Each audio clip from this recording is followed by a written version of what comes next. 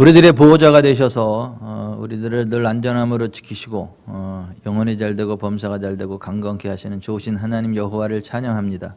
그 하나님의 은혜 안에서 우리의 육신이 다하기까지 늘 강건하게 해주시고 우리들의 자녀 손들이 잘되게 하시고 환경을 초월하는 하나님의 부흥으로 함께 하셔서 베풀고 나누는 복의 통로로 저 여러분을 써주시기를 주 예수 그리스도의 이름으로 축원해 드립니다. 하나님은 좋으신 하나님이시기 때문에 하나님과 가까워지고 하나님의 도우심을 힘입고 하나님과 동행하면 좋지 않은 일들은 떠나가게 되고 또 악한 일들은 선함으로 바뀌어지게 되고 또 하나님의 개입하심으로 하늘의 천사들이 또 우리를 수정들기 때문에 인간의 의학, 과학, 상식을 초월하는 기적이 우리의 삶 가운데 펼쳐지되 계속해서 펼쳐지게 되는데요. 그래서 여호와 하나님을 자기 피난처로 삼고 여호와 하나님을 자기의 요새로 삼고 여호와 하나님을 자기의 힘으로 삼는 사람은 그 전능하신 하나님의 능력이 나타나서 어떤 전염병으로부터도 지켜지는 은혜가 있고 또 파멸과 황폐와 우리의 삶을 고통스럽게 하는 그 모든 압박들을 막아주신다. 우리가 기도하는 것에 대해서 하나님이 응답해 주심으로 환난으로부터 건져지게 되고 우리의 삶이 영화롭게 되고 또 우리가 만족할 때까지 장수케 되어지는 복을 누리게 된다. 시편 91편에 그렇게 약속이 되어져 있습니다. 저는 코로나 팬데믹으로 전 지구촌이 모두가 힘들고 어려워하지만 우리 지구촌 사람께 성도들만큼이라도 시편 91편의 말씀처럼 여호와 하나님을 우리의 피난처로 삼고 우리의 요새, 우리의 방패로 삼는 가운데 전능하신 하나님의 은혜 안에서 그와 같은 복된 인생길을 달려가게 되시기를 주 예수 그리스도의 이름으로 축원해 드립니다. 온 우주 만물을 만드신 분은 하나님이세요. 그리고 하나님의 형상대로 사람들을 만드시고 사람들로 하여금 이 세상을 살아가게 하셨는데요. 선하신 하나님이 만드신 이 세상에 왜 이렇게 힘들고 어려운 일들이 많은가? 가난과 질병과 저주와 압박, 전쟁, 그러한 살인, 그러한 그 좋지 못한 일들이 왜 이렇게 많이 일어나는가? 하나님 살아계신 거 맞는가? 라고 의구심을 갖는 사람들이 있는데요. 여러분, 그러한 이유가 있습니다. 선하신 하나님이 온 우주 만물을 만드셨지만 이 천하 만물을 다스릴 수 있는 그 권세를 하나님의 형상대로 지음받은 사람들에게 위임해 주셨고 이 땅은 사람들이 어떻게 결정하느냐에 따라서 어떻게 행동하고 어떤 씨앗을 심고 어떻게 운영하느냐에 따라서 선한 방향으로 움직이기도 하고 악한 방향으로 움직이기도 하고 복의 열매를 거두게 되기도 하고 악의 열매를 거두게 된다라고 하는 것을 아셔야만 합니다. 하나님께서 이 땅에 속한 모든 것들을 하나님의 형상대로 지음받은 우리 사람들에게 위임해 주셨고 그 첫 사람이 아담과 하와인데 그 아담과 하와가 하나님으로부터 천하 만물을 다스릴 수 있는 권세를 위임받은 이후에 하나님 말씀대로 이 세상을 다스리고 통치한 게 아니라 하나님 말씀을 떠나는 죄악의 길을 걸어가기 시작했고 또 그 죄를 지음으로 아담과 하와에게 주었던 다스림의 권세가 악한 마귀에게 넘어가게 돼서 그 때로부터 사람들은 마귀의 종노릇을 하게 됐고 또 악한 원수마귀가 이끄는 대로 사람들이 악한 일을 함으로 이 세상에 악하고 저주스럽고 고통 일들이 생겨나게 되었다라고 하는 것입니다. 근데 이 세상에서만 그러는 게 아니라 인생 졸업하고 나서 영원한 지옥에 떨어져서 영원한 고통, 형벌을 받아야 되는 그러한 또 아주 더 극악한 저주가 우리를 기다리고 있다 하는 것입니다. 근데 하나님은 좋으신 분이시잖아요. 하나님은 선하신 분이시잖아요. 하나님 우리가 잘되기 원하시는 분이시잖아요. 그런데 하나님의 의도와 상관없이 사람들이 죄를 짓고 원수마귀에게 그 권세를 빼앗기고 원수마귀의 종노릇을 해서 이 세상 살아가는 동안에 가난하고 병들고 찌든 삶을 살다가 죽어서도 지옥 가는 그것이 너무 안타까운 거예요. 하나님 너무 마음이 안 좋으세요. 그래서 하나님이 우리들의 죄의 문제를 해결해 주시고 원수 마귀의 압제로부터 우리를 건져내서 다시금 선하신 하나님의 형상대로 지음받은 그 모습대로 또 하나님의 뜻대로 사람들이 이 세상을 다스리고 지배하고 통치하면서 육회, 상쾌, 통쾌, 명쾌 완쾌한 삶을 살다가 죽어서도 천국 갈 수 있는 길을 여시기 원하셨어요. 그러려면 그 죄의 문제를 해결해야 돼요. 원수 마귀와의 관계를 깨뜨리고 다시 하나님의 자녀된 자리에 세우셔야만 돼요. 그러려면 사람들의 죄의 문제를 해결해야 되는데 그 죄의 문제를 해결하기 위해서는 죄의 대가를 하나님이 지불하셔야만 돼요. 근데 죄의 대가는 뭐냐면 죽음이에요. 저주를 받는 거예요. 근데 하나님은 죽으실 수 없어요. 하나님은 저주받을 수 없어요. 하나님은 복 그 자체이기 때문에 하나님께는 저주가 들어올 수가 없어요. 하나님은 영원하신 분이기 때문에 죽으실 수가 없어요. 근데 사람들이 지은 그 죄의 대가로 저주를 받아야 되고 죽음을 맛봐야 되고 했기 때문에 할 수 없이 하나님이 사람이 되어 이 땅에 오셔가지고 그 저주를 대신 받으셔야만 했고 대신 죽어주셔야만 했어요. 근데 아담과 하와 이후에 모두가 다 죄인이란 말이에요. 무슨 소리예요? 나 죄 안 지은 사람 있잖아요. 아담과 하와가 범죄한 이후에 아담과 하와의 후손으로 태어난 모든 사람들은 태어나면서부터 죄인이에요. 그거 너무 억울하잖아요. 왜 무슨 죄를 짓지 않았는데 무슨 죄예요? 여러분 부모가 죄를 짓고 하나님의 창조 질서에 어긋나는 성생활을 함으로 에이즈에 걸리면 그 에이즈 걸린 부모에게서 태어난 자식은 자기 의지와 상관없이 태어나면서부터 에이즈 환자예요. 억울하지만 그게 사실이에요. 그런 식으로 아담과 하와가 하나님의 말씀을 떠나서 죄에 오염된 이후에 그 후손들이 다 죄에 오염되어 태어나가지고 태어나면서부터 죄인이고 태어나면서부터 저주의 길을 갈 수밖에 없는 거예요. 근데 하나님이 사람이 되셔서 똑같은 죄인으로는 안 되니까 결혼하지 아니한 동정녀의 몸에 성령으로 잉태되어 오셔서 사람은 사람이라되 죄 없는 사람이 되셔서 우리의 죄의 문제를 해결해 주셔야만 했다. 그래서 사람들을 죄악의 길을 가도록 유혹했던 원수마귀, 그 원수마귀의 도구가 돼서 하와를 꼬드겼던 그 뱀을 향하여서 하나님이 이렇게 말씀하셨죠. 내가 너로 여자와 원수가 되게 하고 내 후손도 여자의 후손과 원수가 되게 하리니 여자의 후손은 내 머리를 상하게 할 것이요 너는 그의 발꿈치를 상하게 할 것이다. 창세기 3장 15절에 여자의 후손으로 메시아가 이 땅에 와서 원수 마귀의 머리를 깨뜨려 버리겠다. 원수 마귀의 도구가 된 뱀의 머리를 깨뜨려 버리겠다. 이거는 원수 마귀 사탄의 뱀 그 머리를 깨뜨려 버리겠다라고 하는 그러한 표현인 거예요. 여자의 후손이란 얘기가 그거예요. 아담과 하와 이후의 모든 사람은 남자의 후손이잖아요. 남자의 씨를 받고 태어나는데 태어나면서부터 죄인이기 때문에 메시아도 그런 식으로 하면 안 돼요. 우리의 죄의 문제 해결할 수 없어요. 우리의 저주의 문제 해결할 수 없어요. 그래서 성령으로 잉태되어 여자의 후손으로 오셔서 우리를 대신해서 저주를 받고 죽어주시겠다 그런 말이에요. 근데 온 우주 만물의 시작을 알리는 창세기 3장 15절에 그 메시아에 대한 약속을 했고 예수님이 실제로 이 땅에 오시기 700년 전에 이사야 선지자를 통하여 다시 그 부분을 언급하셨어요. 이사야서 7장 14절에 보면 그러므로 주께서 친히 징조를 너희에게 주실 것이라 보라 처녀가 잉태하여 아들을 낳을 것이요 그의 이름을 임마누엘이라 하리라 그랬어요. 여기 보면 the virgin 하알마 결혼하지 아니한 처녀가 잉태의 아들을 낳을 것이다. 그리고 그의 이름을 임마누엘이라 할 것이다.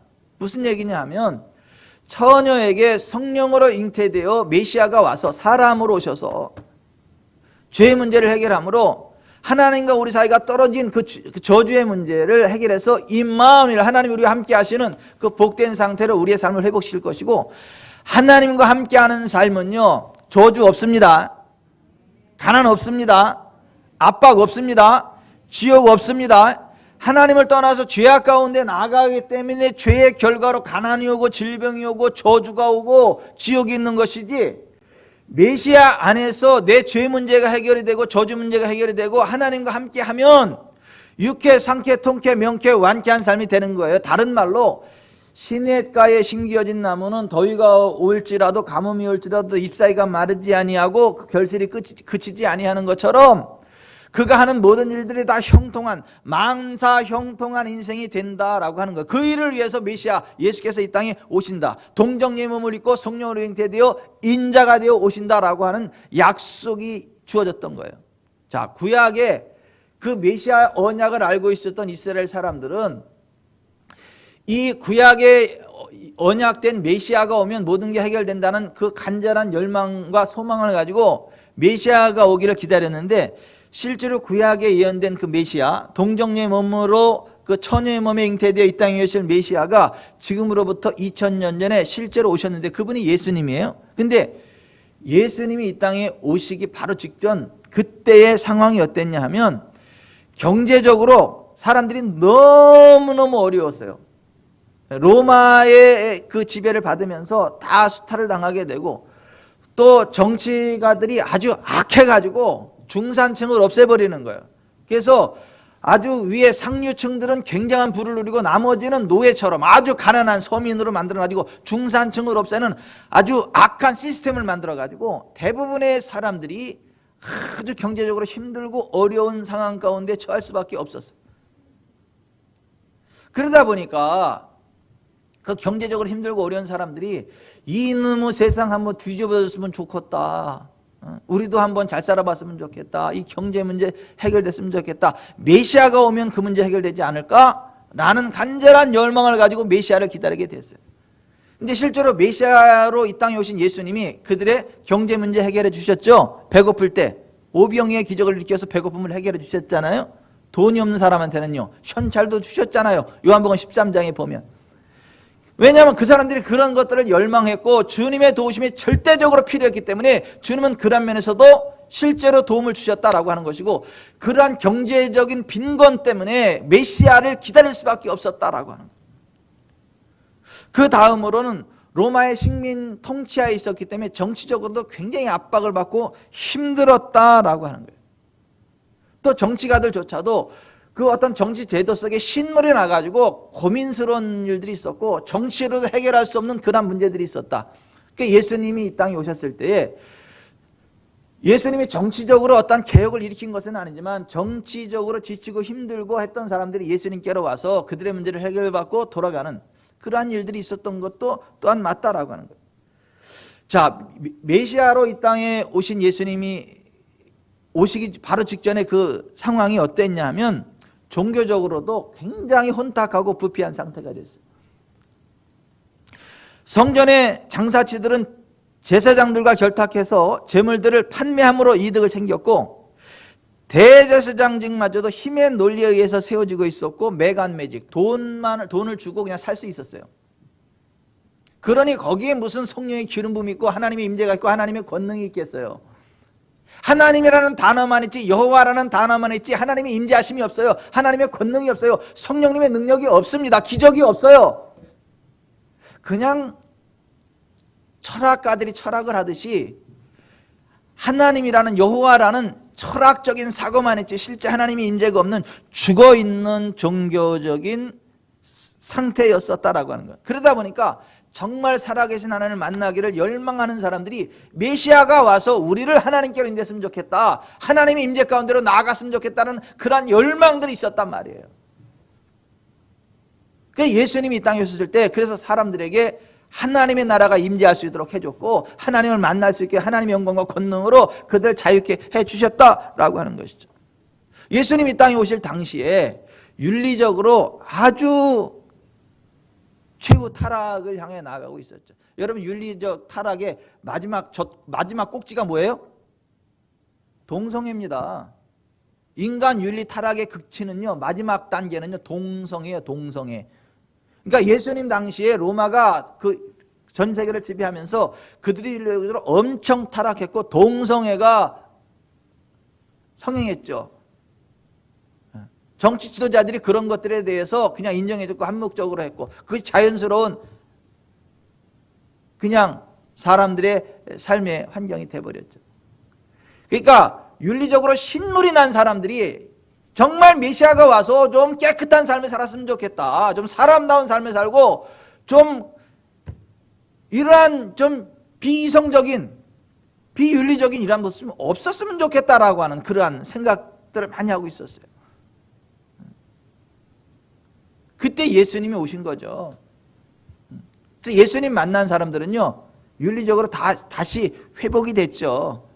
하나님 형상을 회복하게 됐고 정결한 삶으로 회복되어졌다라고 하는 거죠. 자, 그러한 그 상황들 가운데 메시아가 이 땅에 오신 거예요. 쓰레기통에 쓰레기가 꽉 차면 확 부어버리는 것처럼 이 세상이 막 극한 악에 다르다 보니까 메시아가 이 땅에서 악을 확 쓸어버리는 그러한 일들 하기 원하셨다라는 거예요.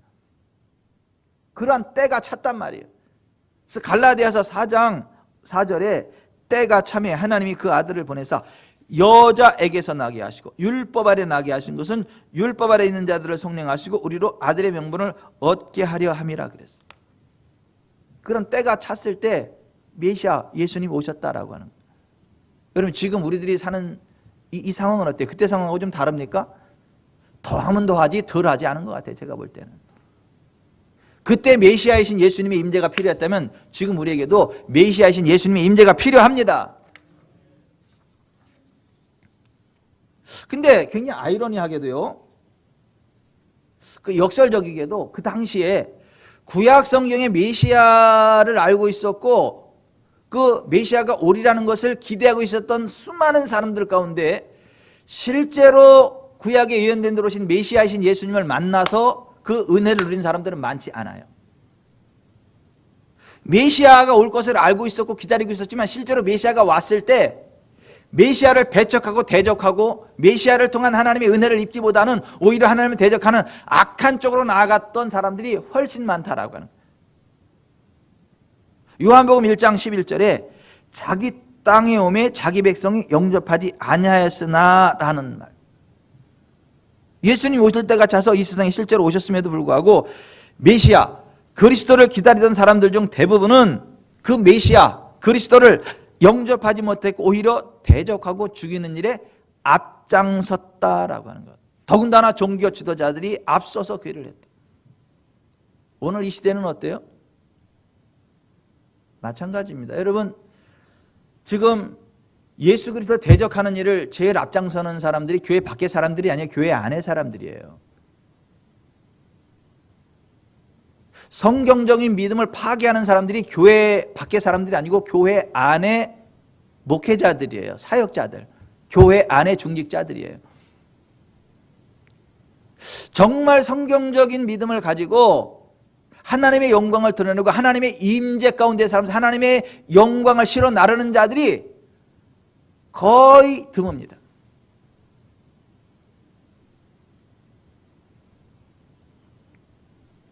우리에게는요 2000년 전에 메시아가 필요했던 것처럼 우리에게도 메시아가 필요합니다. 그 주님이 필요해요. 우리의 문제를 해결해 줄. 근데 여러분 그 예수님은요 구약에 이 땅에 인자로 오실 것이 예언되어 있는데 예수님은요 구름 타고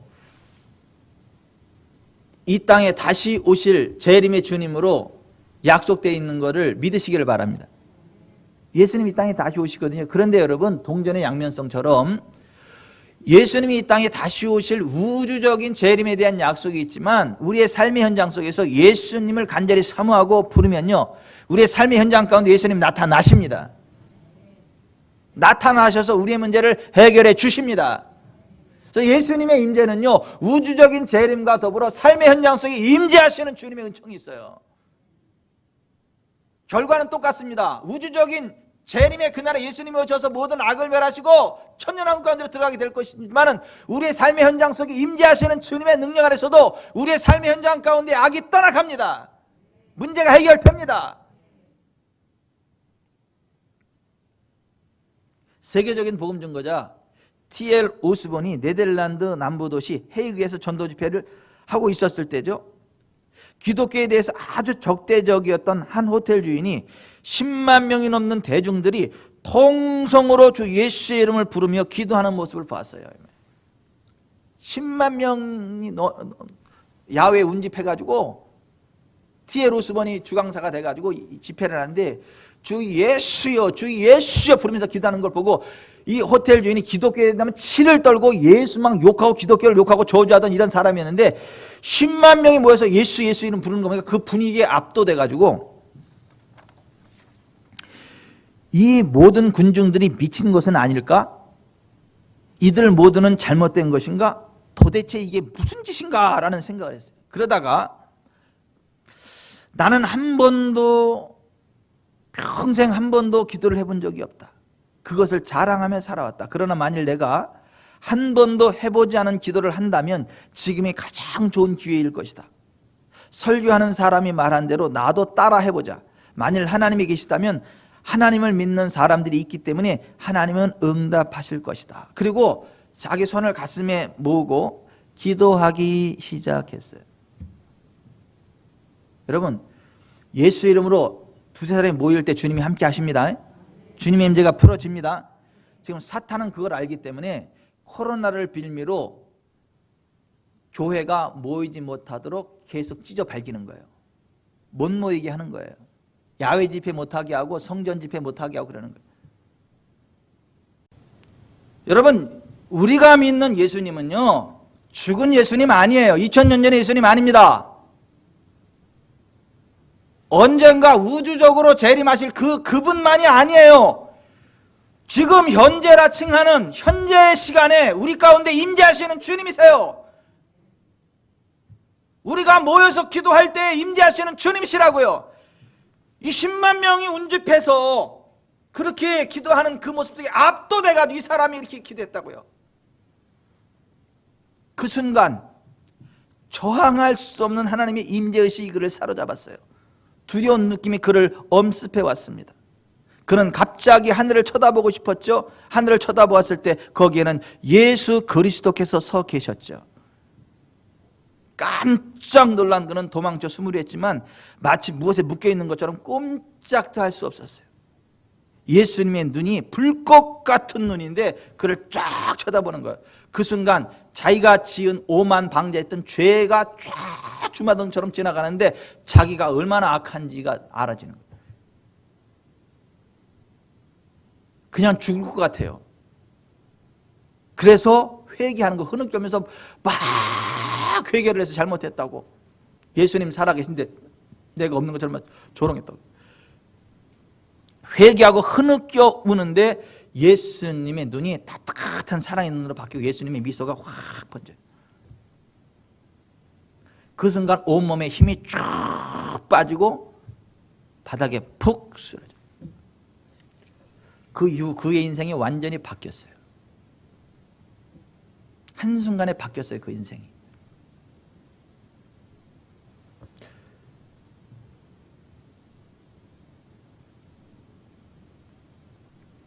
여러분, 주님은요, 우리의 삶의 현장에 임하십니다. 두세 사람이 예수의 이름으로 모일 때 그것에 임재하십니다. 그래서 모이는 게 중요해요. 성전 예배 중요하고요, 크루세이드 중요해요. 야외 집회. 사탄은 그거를 아주 귀를 쓰고 막는 거예요. 근데 거기에 대해서 그냥 무력하게 끌려가면 안 되는 거예요.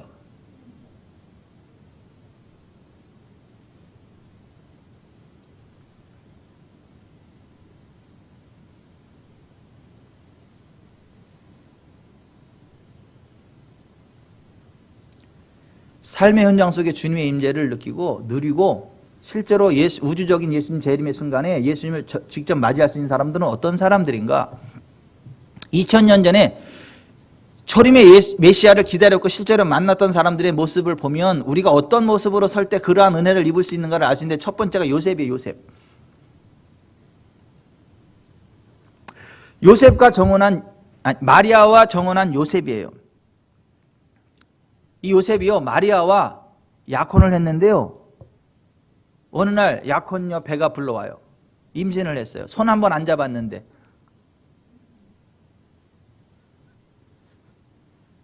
다른 사람들이 오해할 수 있단 말이에요. 속도 위반했다고. 너 결혼도 안 하고 속도 위반했다. 이렇게 막 손가락질하고. 요즘은 그런 거 별로 그렇게 심각하게 여기지도 않지만 그때 당시에는요, 결혼하기 전에 임신하면 돌에 맞아 죽어요. 아주 인간 취급을 못 받습니다. 요셉도 도매금으로 넘어갈 그런 상황이란 말이에요. 근데 그런 상황 가운데 요셉은 어떤 사람이었냐면 마태복음 1장 19절에 그의 남편 요셉은 의로운 사람이라 그를 드러내지 아니하고 가만히 끊고자 하여 이 일을 생각할 때에 주의 사자가 현몽하여 이르되 다윗의 자손 요셉아 내 아내 마리아 데려오기를 무서워하지 말라 그에게 잉태된 자는 성령으로 된 것이라 그랬어요. 요셉은 의로운 사람이라 그를 드러내지 아니하고 가만히 끊고자 하여 그 일을 생각했다. 요셉은 굉장히 의로운 사람이었지만 다른 사람의 의롭지 못한 행위에 대해서 판단하고 정죄하고 공격하지 않았다는 거예요. 자기가 의로웠음에도 불구하고 다른 사람들을 판단하고 정죄하고 손가락질한 게 아니라 그냥 그 사람의 허물을 어떻게 하면 덮어줄까, 조용히 끝낼 수 있을까라고 하는 그러한 의의 성품을 가진 사람이 요셉이었다라고 하는 거예요. 그러한 사람이 기다리던 메시아를 만났어요. 오늘 요셉과 같은 의로움이 저와 여러분에게 있기를 바랍니다. 우리가 의롭지만 다른 사람의 의롭지 못한 행위에 대해서 판단하고 정죄하고 손가락질하는 게 아니라 품어주고 격려해주고 세워주는 은혜가 있기를 바랍니다. 죄에 동참하라는 이야기가 아니죠. 죄를 동참하지는 않지만 그거를 드러내서 부끄러움 주고 판단하고 정죄하고 그런 일만큼은 하지 말라. 지금 그 얘기를 하는 거예요. 요셉은 그러한 사람입니다. 두 번째가 마리아죠, 여러분. 마리아는 정말 정결한 처녀였거든요. 정말 깨끗한 처녀였거든요. 남자를 알지 못하던 처녀였거든요. 정말 정결한 여인이었거든요. 그런데 어느 날 천사가 나타나서 이렇게 이야기하는 거예요. 마리아여 무서워하지 말라. 내가 하나님께 은혜를 입었느니라. 보라 내가 잉태하여 아들을 낳으리니 그 이름을 예수라 하라. 아니 남자 손도 안 잡아봤는데 임신한다는 거야. 자기가 잉태한다는 거잖아.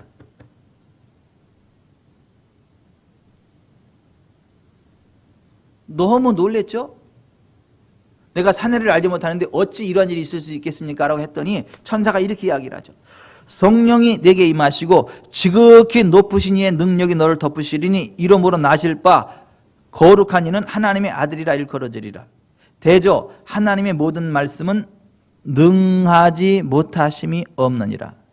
자, 이 말씀을 듣고 보니까 구약 성경 창세기 3장 15절에 메시아가 여자의 후손으로 온다 그랬지.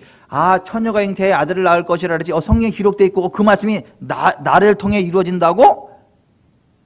성경이 그렇고 지금 나에게 선포되면 그건 그런 거지. 아멘 하면서 뭐라고 이야기를 했냐면 주의 여정연이 말씀대로 내게 이루어지이다. 따라서 하십시다. 말씀대로 내게 이루어지이다. 말씀대로 내게 이루어지이다. 성경에 기록이 되어져 있고 지금 주의 종을 통하여 선포될 때 그것은 나의 말씀이다라고 믿었다라는 거예요. 그 말씀대로 이루어지는 것을 인정하고 원했다라고 하는 거, 고백했다라고 하는 거, 그게 내가 그 주인공이라고 인정했다는 거예요. 그랬더니 그 성경에 기록되고 주의 사자들 선포된 말씀이 실제 그에게 성취돼서 성령을 잉태돼서 메시아의 어머니가 되는 축복을 얻었다라고 하는 거예요. 여러분, 성경에 기록되어졌고 주의 사자를 통하여 선포되는 말씀이면 아멘으로 받으세요. 그냥 아멘 하세요. 이루어집니다. 그런 사람이 삶의 현장 속에 임재할 수 있는 주님의 능력을 맛보게 되고 우주적인 예수님 재림의 시간에 틀림받아서 공경의 주를 영접하게 되는 그 반열에 서게 되는 거예요. 하나님의 약속은 얼마든지 그리스도 안에서 예가 되니 그런즉 그런 말이면 우리가 아멘하여 하나님께 영광을 돌리게 되느니라. 우리를 너희와 함께 그리스도 안에서 굳건하게 하시고 우리에게 기름을 부으시는 하나님이시니 그가 또한 우리에게 인치시고 보증으로 우리 마음에 성령을 주셨느니라 했어요. 여러분, 성경에 기록된 모든 말씀은요 그리스도 예수 안에서 예스, 우리를 위한 긍정의 말씀입니다. 성경에 기록되어졌고 주의 종을 통하여 선포되는 메시지를 아멘으로 받으세요. 그리고 그 말씀 그대로 이루어집니다. 그 설교 시간에요 강단에게 선포되는 하나님 말씀을 아멘 아멘 아멘으로 받을 때 그게 여러분의 삶의 현장 가운데 그대로 실제가 되는 거예요. 성경에 치유의 말씀이 선포됐고 지금 치유됩니다라고 할 때 아멘 할 때 치유가 일어나는 거예요. 성경에 재정적인 부흥이 있고 재정적인 부흥이 여러분에게 있습니다. 아멘 할 때 그 부흥이 들어가는 거예요. 성경에 기도 언약이 있고 지금 그 응답됩니다. 아멘 할 때 그게 실제 응답의 열매들이 나타나는 거예요. 그런 사람이 주님의 임재를 맛보게 되고 그런 사람이 예수님의 우주적인 재림의 순간에 들림받게 되고 주님을 맞이하는 복을 얻게 되는 거예요. 부천에 있는 모 교회를 출석하는 여자 집사님이 간증이에요. 딸 하나를 낳고 10년이 지나도록 아이가 없었죠. 시댁의 기대도 그렇고 남편 역시 아들을 원하고 있었지만 임신이 불가능했죠. 서울에 있는 차 병원을 다니며 불임 치료를 받기로 하고 다녔어요. 그리고 시험관 아기를 낳기로 병원과 합의한 후 기다리며 치료를 받고 있었죠. 어느 날 우연히 충신교회 일부 예배를 참석하게 됐죠. 그날 설교 가운데 임신이나 해산은 하나님의 선물이다. 가능하면 인간적인 수단이나 방법으로 생명을 만들거나 제한하지 말라는 말씀을 들었어요. 이사야서에 이 말씀이 나오고 그날 강단을 통해 그 말씀이 선포됐단 말이에요. 그 집사님은 자기 입장이 있는 터라 그날 그 말씀을 충격적으로 받아들였죠. 그리고 이렇게 기도했죠. 하나님, 저는 시험관 아기 시술을 안 할래요. 기도로 낳게 해주세요. 하나님 말씀 순종할 테니까요. 저 아들 낳게 해주세요. 아들 낳게 해주시면 책임지고 키우겠습니다. 남편을 설득했어요. 하나님 바라보자. 그 시험관 시술을 포기했어요. 그리고 기도를 계속했죠. 그렇게 행하실 하나님을 인정했죠. 놀라운 사실은 임신을 했습니다. 옥동자 같은 아들을 낳아 6살이 됐습니다. 6살이 됐을 때 그때 간증한 거예요. 여러분 그 간증을 들으면서 뭔 생각을 하십니까? 성경에 기록된 말씀이 지금 선포될 때 아멘 하면 그 말씀이 이루어진다는 거예요.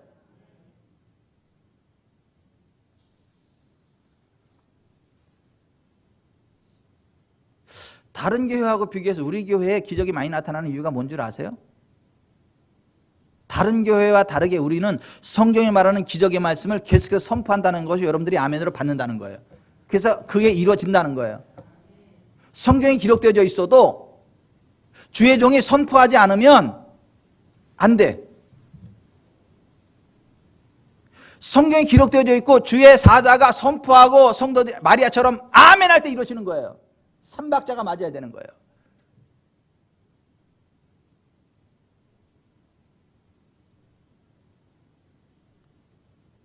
구약의 메시아를 기다렸고 실제로 메시아를 만났던 세 번째 사람이 시므온이에요. 누가복음 22장 25절에 예루살렘에 시므온이라는 사람이 있으니 이 사람은 의롭고 경건하 이스라엘의 위로를 기다리는 자라. 성령이 그 위에 계시더라. 그가 주의 그리스도를 보기 전에는 죽지 아니하라 하신 성령의 지시를 받았더니 성령의 감동으로 성전에 들어가며 마침 부모가 율법의 관례대로 행하고자 하여 그 아기 예수를 데리고 오는지라 그랬어요. 여기 시므온은요, 의롭고 경건한 사람, 이스라엘의 위로를 기다리는 자, 성령이 그 위에 계시고 성령의 지시를 받고 성령의 감동으로 살아가는 사람이었어요. 성령님과 교통하는 사람이었다는 거예요. 어떤 사람이 주님의 임재를 맛봅니까? 성령님과 교통하는 사람. 어떤 사람이 우주적인 예수님 재림의 날에 들림받습니까? 성령의 감동을 받고 성령과 동행하는 사람, 성령님과 교통하는 사람. 시몬이 그런 사람이었어요. 여러분 성령님과 교통하는 은혜가 있기를 바랍니다. 성령의 감동하심을 따라 나아가길 바랍니다. 성령의 지시하심을 따라 나아가기를 바랍니다. 그런 사람이 주님의 임재를 맛봐요. 우주적인 예수님 재림의 날에 들림받게 됩니다. 그런 사람은요, 더 이상 그냥 그 순간 생명이 끝난다 하더라도 더 이상의 아쉬움이 없는 삶을 살아가요. 시므온이 아기를 안고 하나님을 찬송하여 이르되 주제요 이제는 말씀하신 대로 종을 평안에 놓아주시는도다. 내 눈이 주의 구원을 보았사오니 이는 만민 앞에 예비하신 것이요 이방을 비추는 빛이요 주의 백성 이스라엘의 영광이니이다. 쉽게 말하면 내가 기다리던 메시아를 만났으니까 이제 죽어도 유한이 없습니다, 이란 고백인 거예요. 그와 같은 고백이 저와 여러분의 고백이 되시기를 주 예수 그리스도의 이름으로 축원해 드립니다. 성령님과 교통하는 사람이 그런 은혜를 누린다는 거예요. 네 번째, 안나라는 사람이 기다리던 메시아를 실제 만났고 그 은혜를 누렸어요. 36절 보세요. 또 아셀 지파 바넬의 딸 안나라 하는 선지자가 있어 나이가 매우 많았더라. 그가 결혼한 후 7해 동안 남편과 함께 살다가 과부가 되고 84세가 되었더라. 이 사람이 성전을 떠나지 아니하고 주야로 금식하며 기도함으로 섬기더니 마침 이때에 나와서 하나님께 감사하고 예루살렘의 성령을 바라는 모든 사람에게 그에 대하여 말하니라. 결혼한 후 7해 동안 남편과 함께 살다가 과부가 되고 84년 동안 성전을 떠나지 아니하고 주야로 금식하며 기도함으로 섬기던 사람이더라는 거예요.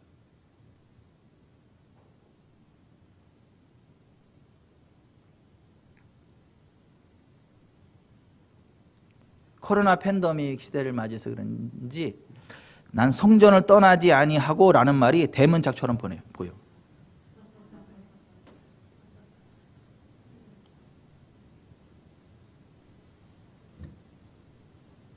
지금도 그렇지만 그때 당시에는요, 결혼한 여자가 혼자 되면요 살 소망이 끊어진 거예요. 요즘은 혼자가 돼도 그래도 여자가 할 수 있는 일이 있고 뭔가 있어. 그래도 근데 그때 당시는 남편 주고 혼자 되면 살아갈 방법이 없어요. 그래서 교회가 책임져야 되는 거예요. 구제연금을 하고. 무슨 소망이 있겠냐고요. 근데 이 안나는 84년 동안 성전을 떠나지 아니하고 주야로 금식하며 기도함으로 섬기다가 기다렸던 메시아를 만났다는 거예요. 여러분, 이 성전 기도가요 굉장히 중요합니다. 성전 기도 굉장히 중요합니다. 성전에 도저히 올 상황이 안 되면 다니엘처럼 성전을 향하여 창문을 열고 손을 들고라도 기도를 해야 되는 거예요. 그 중심으로 하나님 앞에 나아가야 되는 거예요. 그래서 내일부터 기도에 다시 한 걸음이 시작이 되는 거예요. 성전에 와서 다시 한 걸음 기도를 하고 뒤에다가 발바닥 스탬프 빵빵 찍는 거예요. 올 때마다 발바닥 스탬프 준비되어 있어요. 여기.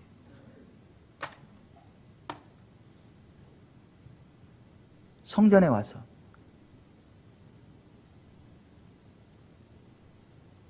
안나가 성전을 떠나지 아니하고 주야로 금식하며 기도함으로 섬기다가 주님 만난 거예요. 그와 같은 은혜가 저 여러분에게 있기를 바랍니다. 저는 다시 한 걸음 기도하다가 주님의 임재 가운데 들어가기를 바랍니다. 주님의 임재 영광 안에 거하기를 바랍니다. 그러면서 2021년 전무한 부흥이 있기를 바랍니다. 전무한 기적이 있기를 바랍니다. 전 세계적인 아이템이 여러분에게 부어지기를 바랍니다. 최고의 부흥이 있기를 바랍니다. 최고의 영적인 부흥과 경제적인 부흥과 왕성한 체력과 가장 잘 나가는 여러분의 자녀 손들이 되시기를 주 예수 그리스도의 이름으로 축원해 드립니다. 성전을 떠나지 아니하고 주야로 금식하며 기도함으로 섬기더니 그 은혜를 입었다는 거예요. 누가요? 안나가.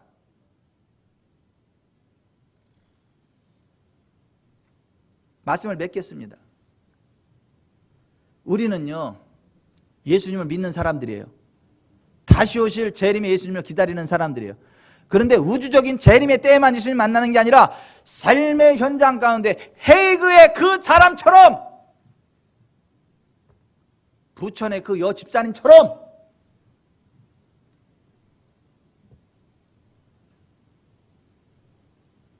그와 같은 은혜가 저 여러분에게 있기를 바랍니다. 요셉처럼 의로운 자로 살아가지만 다른 사람을 정죄하지 않는 자리에 섭시다. 마리아처럼 성경에 기록되어졌고 주의 종을 통하여 선포되는 말씀이면 아멘으로 받고 그 말씀의 실제 가운데로 나아가는 인생 됩시다. 시므온처럼 성령님과 교통하는 삶을 살아갑시다. 안나처럼 성전을 떠나지 아니하고 주야에 금식하며 기도함으로 섬겼던 것처럼 성전 기도의 그 신비를 알고 그 은혜를 누리는 지혜로운 인생, 복된 인생이 되시길 주 예수 그리스도의 이름으로 축원해 드립니다. 어떤 사람이 아내를 잘 둬가지고 그 아내가 성전에서 계속 기도해가지고 그 아내 기도 때문에 잘 될 거야.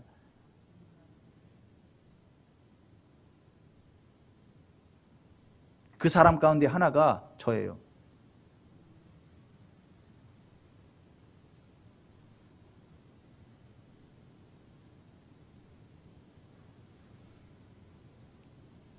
어제 꿈에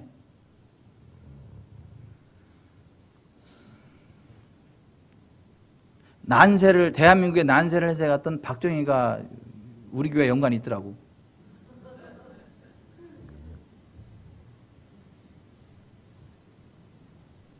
불법적으로 들어와서 이게 차지하는 것들을 신고하더라고. 우리 집사람이 112에 신고해가지고 그냥 없애버리더라고.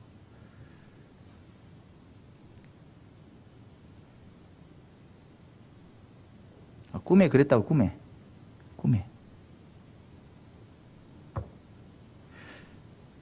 대한민국의 그 난세를 해치고 경제의 부흥을 이루었던 박정희와 같은 은혜가 영적으로 우리 교회를 통해서 펼쳐질 것 같아. 그런 하나님의 은혜가 우리 교회 가운데 부어질 것 같아.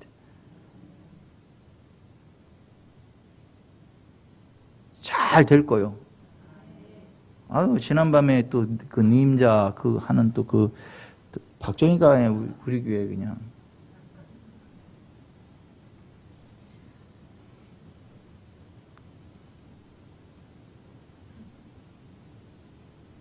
그러니까 돌파의 기름 부음이 우리 교회 가운데 부어지겠다는 얘기죠. 하나님이 그런 은혜를 부으시겠다는 거죠.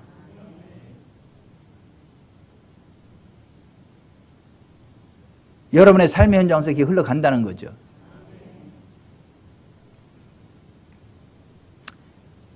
찬송합시다. 더 성결케 위해.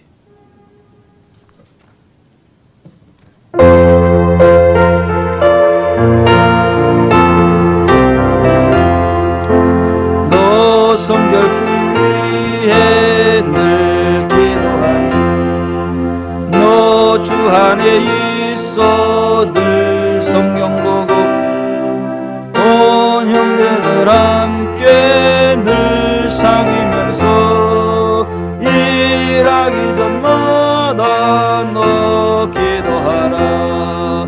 너 성결케 위해 내 머리 숙여 저 은밀히 계신 내 주께 빌라. 주 사귀어 살면 주 닮으리니 널 보는 이마다 주 생각하리. 너 성결케 위해 주 따라가고 일 다급하여도 당황치 말고 참 즐거울 때나 또 슬플 때나 너 주님만 믿고 늘 따라가라. 너 성결케 위해 늘 기도하며 내 소원을 주께 다 맡기어라. 너 성령을 받아 주 섬겨 살면 저 천국에 가서 또 잘 섬기리.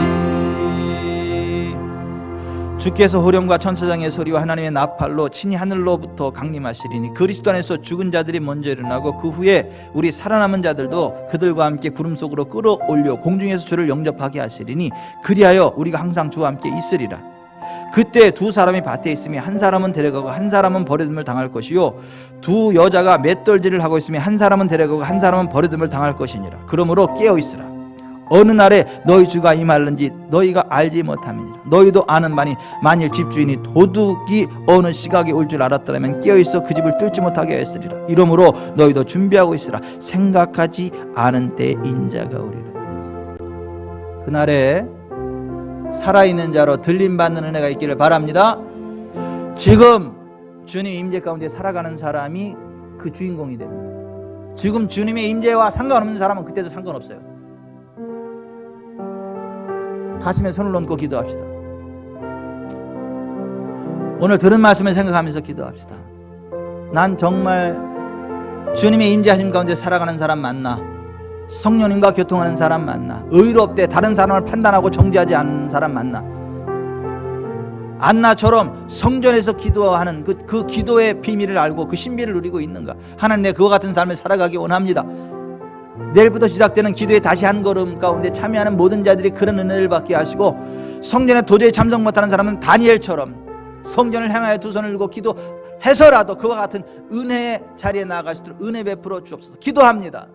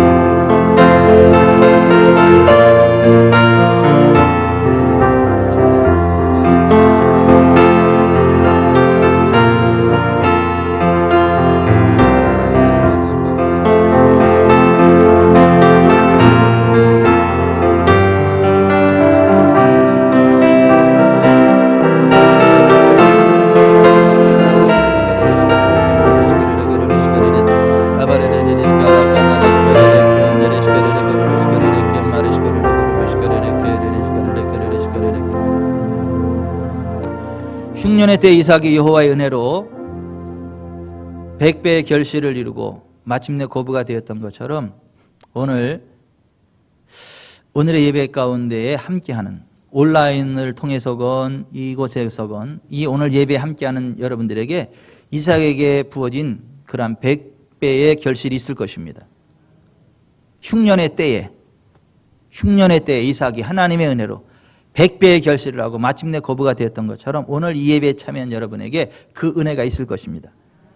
2021년 그 은혜가 있을 것이고 여러분의 평생의 것이 펼쳐지게 될 것입니다.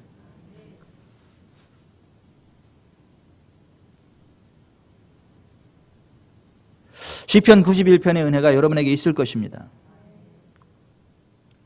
요 하나님 여러분의 피난처로 고백하십시오. 요새로 고백하십시오. 전능하신 여호와의 그늘 아래 여러분들이 들어가십시오. 그리고 고백하십시오. 전염병이 여러분에게 접근하지 못할 것입니다. 어떤 황폐도 파멸도 여러분에게 접근하지 못할 것입니다. 여러분의 집에 어떠한 재앙도 접근하지 못할 것입니다.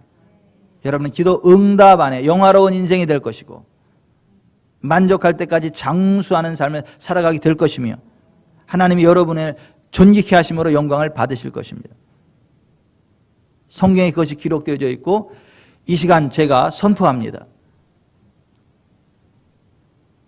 그 믿음으로 강하고 담대함으로 살아가십시오. 그 영광이 여러분의 삶 가운데에 흘러 넘치게 될 것입니다. 이 시간 내가 나사렛 예수 그리스도의 이름으로 명하노니 모든 염려, 근심, 두려움이 떠나갈지어다. 모든 가난의 멍에가 꺾일지어다. 질환의 영이 떠나갈지어다. 머리에서 발끝까지 온몸에 뼈, 근육, 힘줄, 인대, 디스크, 신경, 혈관들아 온전케 될지어다. 강건케 될지어다. 행하는 범사가 형통케 될지어다. 원수마귀 사탄아 손을 떼고 떠나갈지어다. 하나님 돌파의 기름 부음으로 우리에게 임하사 덮으시고 역사하시옵소서. 대한민국을 붕으로 이끌었던 그 리더십이 대한민국 지구촌 사람께 부어지게 하사 초토화되는 하나님의 나라를 일으켜 세우는 일에 쓰임받게 하여 주옵소서. 우리 주님 예수 그리스도의 이름으로 기도하옵나이다. 아멘.